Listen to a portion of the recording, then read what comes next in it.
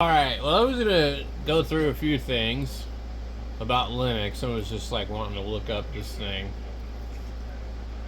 Let's see, what does AI say? The oldest Linux distributions include Slackware, which was first released in 1993, and Debian, launched in 93 as well. Another early distribution is MCC, Interim Linux, created in 92, which is considered the first Linux distribution. Linux and Linux distros have evolved significantly since Linux kernel was first released in 1991. Here are some of the oldest and most notable distros: MCC, Interim Linux, Soft Landing Systems, SLS, Slackware, Debian, Red Hat, started in 94, and this YGG Drasil Linux GNU was 1992. So basically, that's all of them. And then I think BSD is not even Linux at all. But as we go into the history of Linux, it says Linux began in 1991 as a project by Finnish student Linus Torvalds to create a new free operating system kernel. I don't understand this whole kernel concept, but okay. The resulting Linux kernel has been marketed by constant growth throughout history. Since the initial release of its source code in 1991, it has grown from a small number of C files under a license prohibiting commercial distribution to the 4.15 version in 2018, with more than 2.3 million. The hell does it got to do with 2018? Anyway, after AT&T had dropped out of the Multics project, the Unix operating system was conceived and implemented by Ken Thompson and Dennis Ritchie, both of AT&T Bell Laboratories. In 1969 and first released in 1970, later they rewrote it in a new programming language, C, to make it portable. The availability and portability of Unix caused it to be widely adopted, copied, and modified by academic institutions and businesses. In 1977, the Berkeley Software Distribution, BSD, was developed by the Computer Systems Research Group from UC Berkeley, based on the 6th edition of Unix and Unix 32V 7th edition from AT&T. Since BSD contained Unix code that AT&T owned, AT&T filed a lawsuit in the early 90s against the University of California. This strongly limited the development and adoption of BSD. Onyx Systems began selling an early microcomputer based on Unix workstation in 1980. Later, Sun Microsystems founded a spin-off, a student project at Stanford. Also began selling Unix-based desktop workstation in 1982. While Sun Workstation did not utilize commodity PC hardware like Linux, this isn't reading real well. It didn't utilize commodity PC hardware like Linux was later developed for. It represented the first successful commercial attempt at distributing a primary single-user computer that ran a Unix operating system. In 1983, Richard Stallman started the GNU project. Interesting. With the goal of creating a free Unix-like operating system. As part of this work, he wrote the GNU public license. Wow. By early 90s, there was almost enough available software to create a full operating system. However, the GNU kernel called Herd failed to attract enough development effort, leaving GNU incomplete. In 85, the release of the 803086, the first x86 microprocessor with a 32-bit instruction set and memory management unit. Oh, in 85, Intel released it. Okay. In 86, Maurice J. Bach of AT&T Bell Labs published the design of the Unix operating system. The definitive description principally covered the System V Release 2 kernel with some new features from the Release 3 and BSD. This is all really hard to read, or I'm just looking at it wrong. In 87, Minix, a Unix-like system included for academic use, was released by Andrew S. Tannenbaum to exemplify the principles covered in his textbook. So, let's see. These factors and the lack of widely adopted free kernel provided the impetus for Torvalds starting his project. He has stated that if either GNU Herd or 386 BSD kernels had been available at the time, he likely would not have written his own. Well, when was this GNU Herd thing? In 83.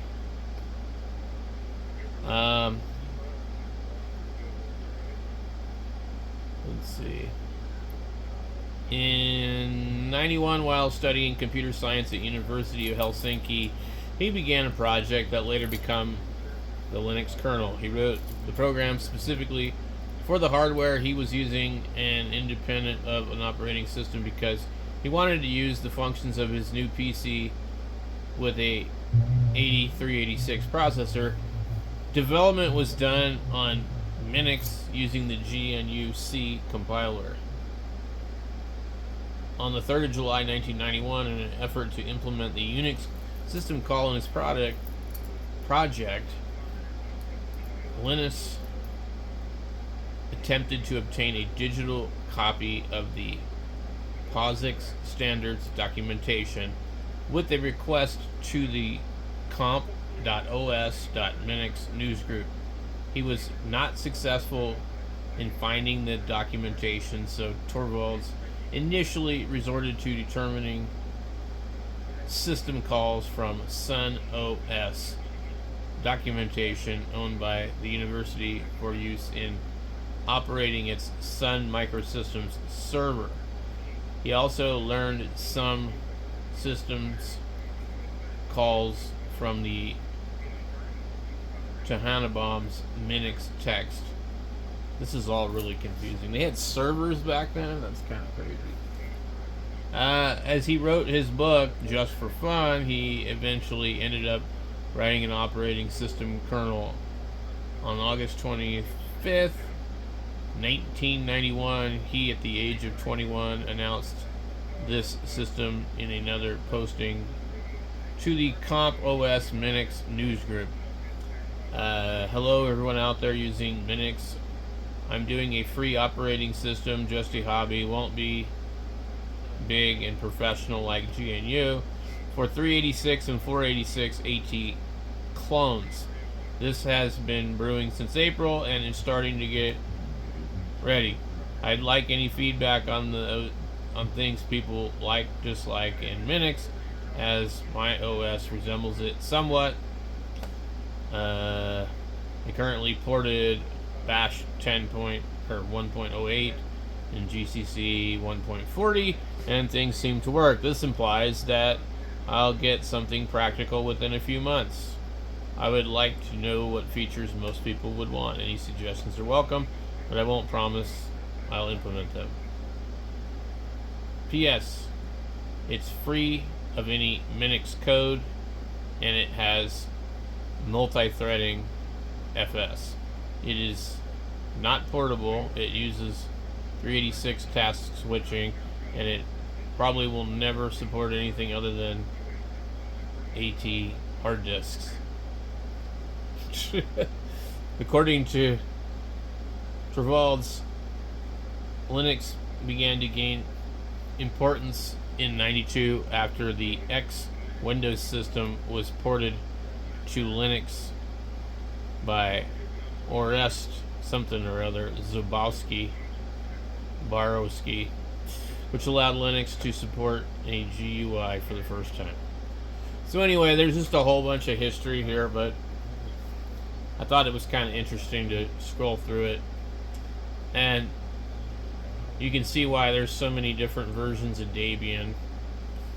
And you can see that BSD technically goes back further than anything, but it's Unix based. So, I wonder if if they go further into that.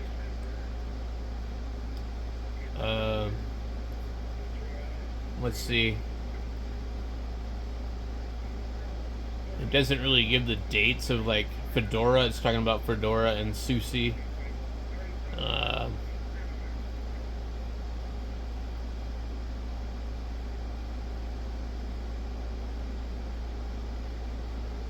Let's see. What do we got here?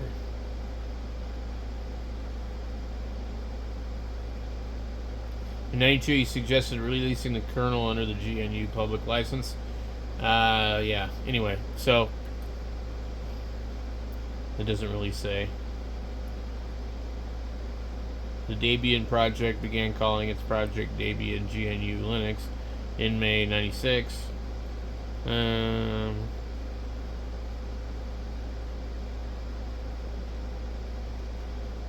Companies. See, there's lots of companies: Dell, IBM, Red Hat, HP. Huh. Interesting stuff. KDE was the first advanced desktop environment, released in July 1998. GNOME was developed as an alternative due to licensing questions. As of April 2007, one journalist estimated that KDE had 65% of the market share versus 26% for GNOME. In January 2008, KDE was released prematurely with bugs, driving some users to GNOME. GNOME 3, released in April 2011, was called An Unholy Mess by Linus, due to its controversial design changes. Dissatisfaction with GNOME 3 led to a fork called Cinnamon. And this is not in very good order because Ubuntu was already a thing. A relatively well-funded distribution of Ubuntu, designed and released in June 2011? That's bullshit. Ubuntu's been around way longer than that. I was using Ubuntu in 05, maybe even 04. Oh, and they're talking about it released another interface called Unity. Yeah. Anyway, this Wikipedia shit, it's like it's okay, but like it depends on where you want to look at the facts of all this stuff. But what I want to do is BSD Linux. You need to see what they say. They'll say, no, it's not, I'm sure.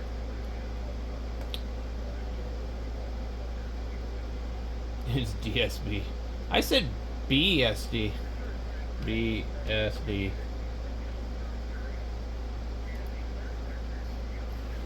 BSD is not Linux. It is separate. It is a separate family of Unix-like operating system that originated from the Berkeley software distribution, while Linux is a kernel developed independently to be like Unix.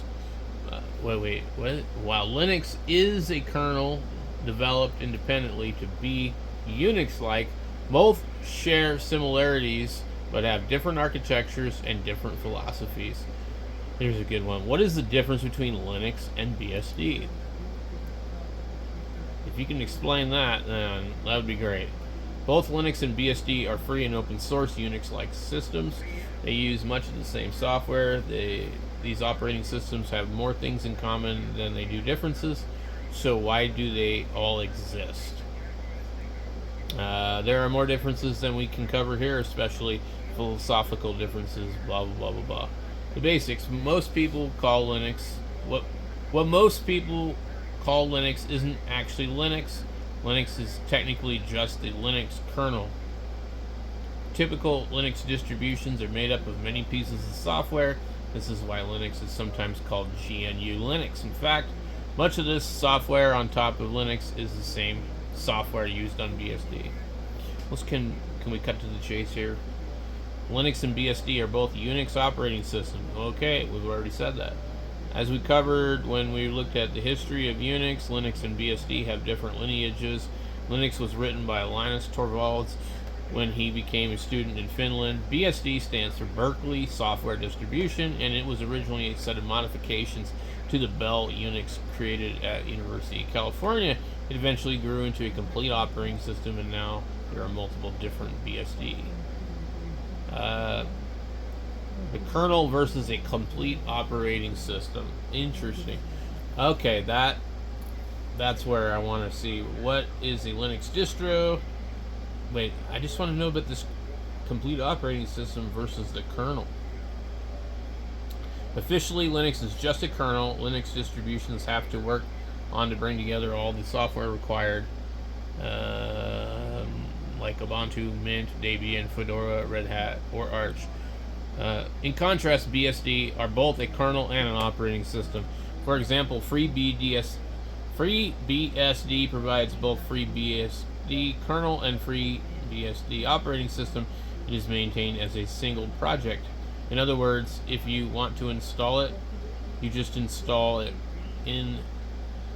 If you want to install Linux, you need to choose among the many distributions. BSD includes the port system, which provides a way of installing software packages. The port system contains software in source form, so your computer has to compile them before they run.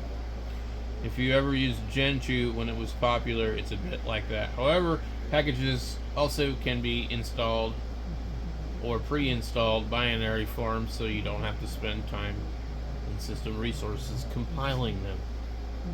Interesting. Licensing, the BSDs. Okay. Now, what are they going to say about Apple?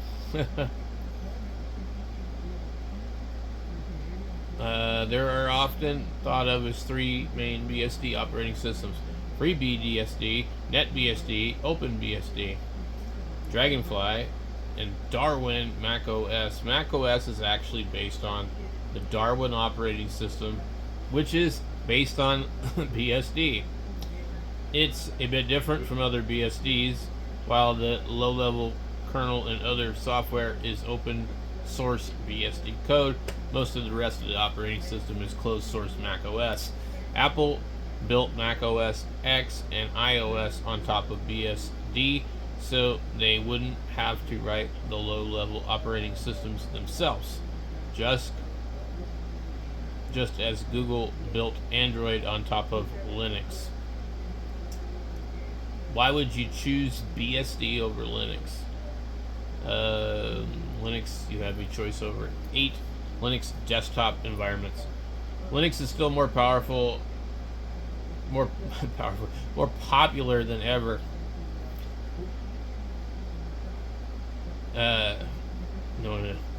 Linux is still more popular than even FreeBSD. Linux tends to get new hardware and support before BSD does. For example, BSD have a compatibility package available so that you can natively execute Linux binaries, and most of the software works similarly. If you've ever used Linux, FreeBSD won't feel all that different. Installing FreeBSD as a desktop operating system, you will end up using the same GNOME, KDE, or XFC desktop environments You'd use ARM Linux along with most of the same other software. That's once you get to the point though. FreeBSD won't automatically install a graphical desktop, so you're left to fend for yourself more than you are with modern Linux distributions. It's a bit more old school of an experience. And blah blah blah blah. So anyway, I'm having trouble reading the screen and I'm just getting really tired. So I just wanted to touch on some of this stuff and leave you to think about it. This is just culled from the internet, so a lot of this could be wrong.